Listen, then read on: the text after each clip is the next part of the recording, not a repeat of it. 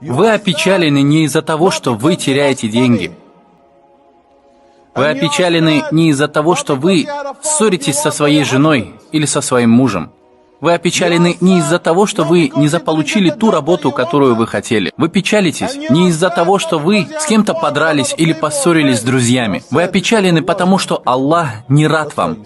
Вот почему вы опечалены. Какой смысл иметь все деньги этого мира?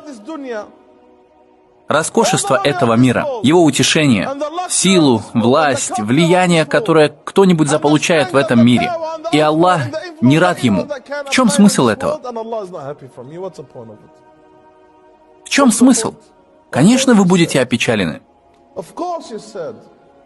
Вы опечалены, потому что Аллах недоволен вами. Угождайте Аллаху, и Аллах сделает угодным ваше сердце. Угождайте Аллаху, и Аллах сделает вас счастливыми.